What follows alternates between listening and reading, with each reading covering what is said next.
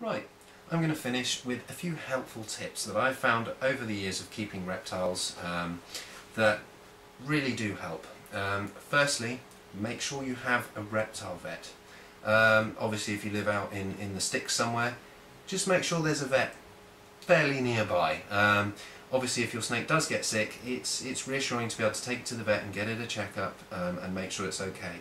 Some people will sort of buy a pet snake or lizard or obviously tortoise, it gets ill and then they have real difficulty finding a vet near to them within their sort of area that can do reptiles. Not all vets, you know, are able to do reptiles. There's a lot of vets that only specialise in cats and dogs and the likes.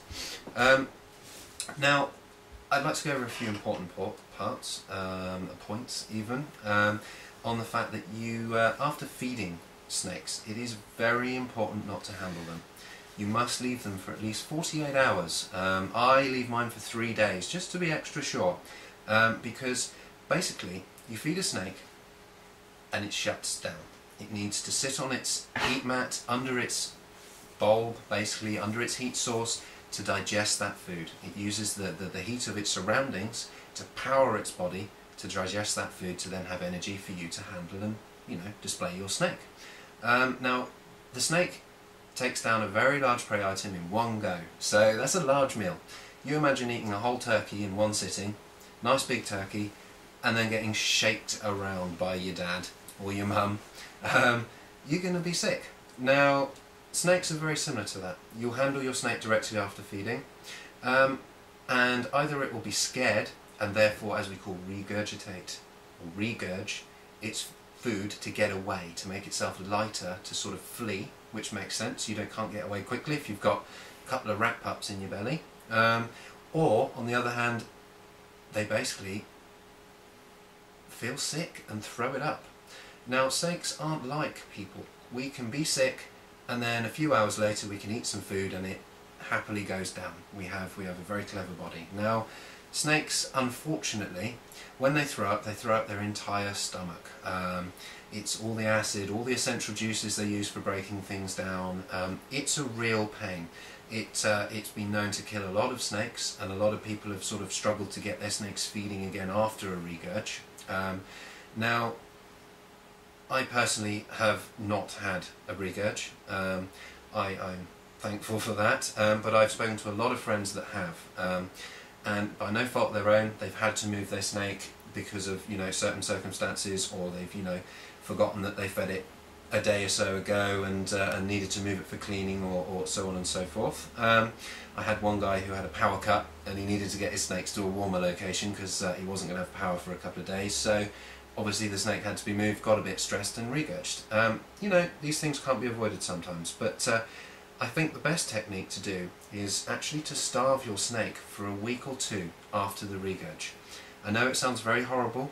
Leave your snake alone because it's going to be grumpy. You'll probably agree with me that you're never in a great mood after being sick. Leave it alone, nice and quiet. You know, just leave the snake be for, I would say, 2 weeks in my personal opinion. Now, at that point the snake is effectively starving itself. The juices within its stomach are really building. It's really getting its hunger flowing, and it's actually redeveloping all the stomachs that were thrown out with the regurge. So therefore, making your snake, when it does eat, an eating machine. It will hopefully hammer a very small prey item at first. If you say fed your Carolina corn snake 2 fuzzies a week, I would say give her a small, very small fuzzy, just one. Now that's a smaller, lighter meal for her to digest, and then within, say, 5 to 7 days I would then give her a slightly bigger one, and then on the next feed go back up to a slightly bigger one, still one, so you've got 3 weeks where you fed her only one a week as usual, get the stomach really active again, and then say on the 4th week, after about a month, I would then go back to normal feeding and hope that her stomach has returned back to its normal state and is able to digest larger food. And hopefully your snake will be okay. Some snakes can be a real pain, and they end up sort of struggling, and people ending up feeding them little tiny pinkies, or, you know, the tail off of a fuzzy and things like this. So, you know, it's really suggested that you avoid a regurg. I know it's tempting. You get your brand new snake, you want to handle it and cuddle it and get it out and, you know, show it to your friends and such, but try and be strict with yourself. You need to leave that snake alone for at least 48 hours, 2 days, to really digest it. You'll see, as you can see, my snake is fairly slender all the way down. She hasn't had a meal in approximately, she was fed 4 days ago, and as you can see, she's fully digested it. I know because I know my snake, obviously, but she's, you know, you can't see any bulge in her at all, and I'm very confident handling her like this and showing you my lovely little corn. As for certain pythons and snakes that obviously get a lot larger, you may need to leave them a little longer. You have a reticulated python who eats a pound of rabbit. It's going to possibly have a bulge for a little bit longer, and obviously I would leave it for a bit longer. You would need to do a little bit more research on the time period, but I found for most colubrids and small constrictors, 48 hours is sort of the average recommended time to leave it before, you know, handling the snake again. Speaking of leaving it before handling a snake, I found that when purchasing a new snake, it's unbelievably difficult not to get your snake out. You've got a new snake, you want to sort of get it out, get used to it, let it get accustomed to you and your smell.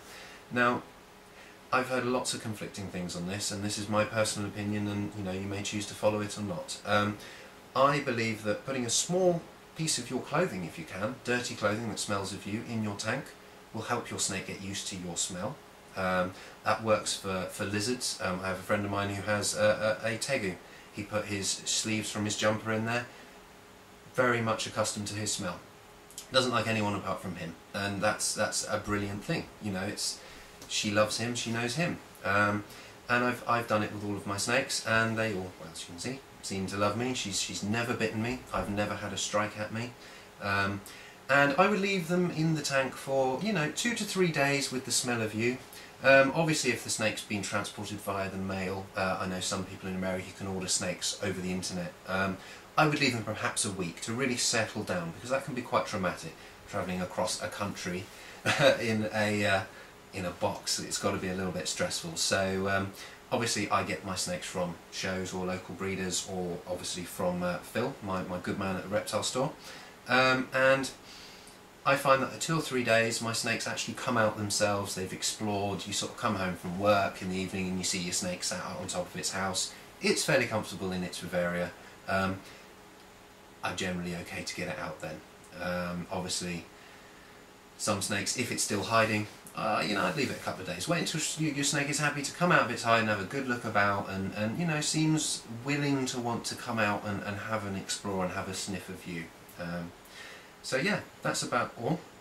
This is goodbye from Voodoo, my corn snake, and goodbye from me. Happy herping.